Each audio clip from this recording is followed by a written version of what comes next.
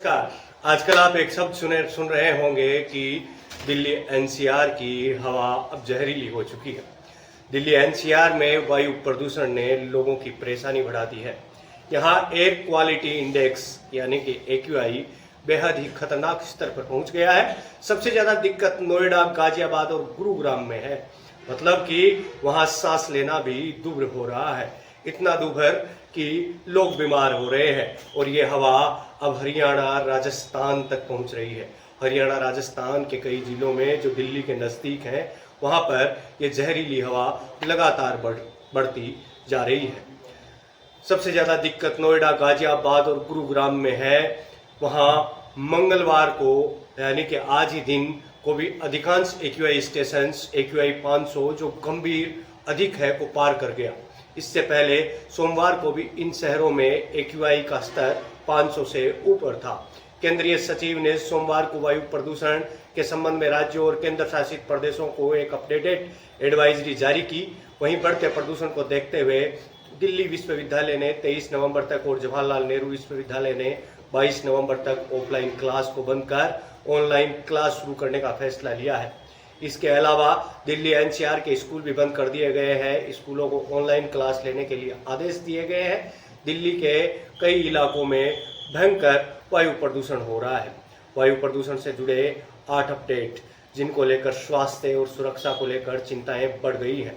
Jawaharlal Nehru stadium में 500, Dwarka sector 8 में 498, मुन्नका में 500, नॉर्थ कैंपस में 500, RK पुरम में 499 और वजीरपुर में 500 कुछ ऐसे इलाके हैं जहां सुबह 5 बजे दिल्ली में सबसे खराब AQI पाया गया।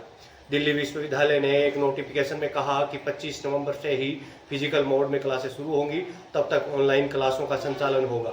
JNU ने अपने बयान में कहा कि वह 22 नवंबर तक सभी कक्षाएं ऑनलाइन आयोजित करेगा। हालांकि विश्वविद्यालयों ने साफ किया है कि एग्जाम और इंटरव्यू के कार्यक्रम में कोई बदलाव नहीं होगा।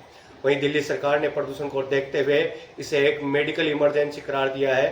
संस्थान और सार्वजनिक स्वास्थ्य के हित में जरूरी उपाय करने का आग्रह किया है। दिल्ली सरकार ने सोमवार को घोषणा करते हुए कहा कक्षा 10 और 12 के लिए फिजिकल कक्षाएं निलंबित कर दी। वहीं बात करें कि कुछ पाबंदियां भी लगाई हैं। दिल्ली रजिस्टर्ड BS4 और उसके नीचे के डीजल से चलने वाले मीडियम गुड्स व्हीकल MGV और हेवी गुड्स व्हीकल के चलने पर सख्त प्रतिबंध है। हालांकि इससे जरूरी सामान या सर्विस में इस्तेमाल होने वाली गाड़ियों को छूट दी गई है। वहीं ग्रेड 3 की तरह ही हाईवे, सड़क, flyover, overbridge, power transmission, pipeline, telecommunication जैसे पब्लिक प्रोजेक्ट के भी कंस्ट्रक्शन और डेवलपमेंट की गतिविधियों पर प्रतिबंध लगाया गया है। दिल्ली में ट्रकों की एंट्री बंद हो गई है।